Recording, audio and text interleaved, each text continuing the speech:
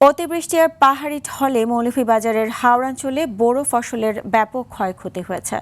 তবে ক্ষতিগ্রস্ত কৃষকদের জন্য সরকারের সহায়তা কার্যক্রম নিয়ে উঠেছে অনিয়ম, দুর্নীতি ও স্বজনপ্রীতির অভিযোগ। প্রকৃত কৃষকরা তালিকা থেকে বাদ পড়ায় ক্ষোভ আর হতাশায় দিন কাটছে হাজারো কৃষকের। মৌলভীবাজার থেকে চৌধুরী ভাস্কর হোমের পাঠানো তথ্যচিত্রে জানাচ্ছেন লিওন আজাদ। কার কাছে শিখলা? এই যে রাধুনী রেডিমিক্স গরুর মাংসের মশলা। গরু রান্নায় গুরু হওয়া কোনো ব্যাপারই না।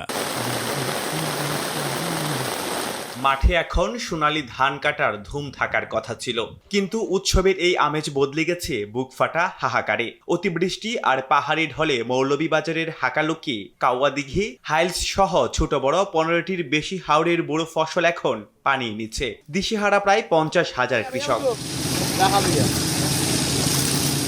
ফসলের ক্ষতি কাটিয়ে উঠতে সরকারের মানবিক সহায়তার যে আশ্বাস এসেছিল তা যেন এখন কাটাগায়ে নুনের ছিটে। তালিকা প্রণয়নে ব্যাপক অনিয়ম, দুর্নীতি ও স্বজনপ্রীতির অভিযোগ তুলেছেন কৃষকরা। স্থানীয় প্রভাবশালীদের কারণে তালিকায় ঢুকে পড়েছে অকৃষক, স্বজন, এমনকি প্রবাসীদের নামও। তারা কোনোদিন পানি লাভে না। ওই যে আগে কৃষিকাজ করে তুইছে, ওনে তারা একটা উচিল্লা পাইছে, ওটা নিয়ে দড়ি দেয়। আমার জানা মতো ভাই প্রায় 10 টনে 15,000 টাকা পানি চলে গেছে খালি খাওয়া দিকে ওরে। এটা কি হিসাব করলো? এটা তো বুয়া হিসাব। কিছু কিছু এটা তুলছিল, এটা জ্বালাবালা ইয়া শেষ। তালিকার নাম নিছে, আজ পর্যন্ত কোনো কিছু আমরা কিছু বলে পাই নাই। কৃষি বিভাগের হিসেবে ক্ষতির মুখে পড়েছেন 27,500-এর বেশি কৃষক। অথচ সরকারি অনুদান এসেছে মাত্র 12,000 কৃষকের জন্য, যা এখনো মাঠ পর্যায়ে পৌঁছায়নি। কৃষি বিভাগ যে জরিপ করেছে সেটি সঠিকভাবে হয়নি।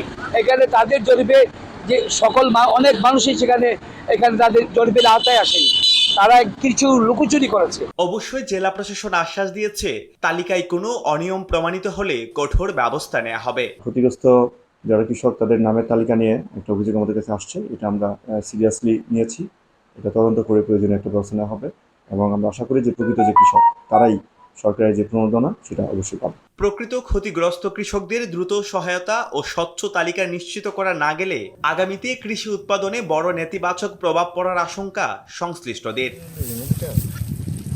Leone Azad, RTV।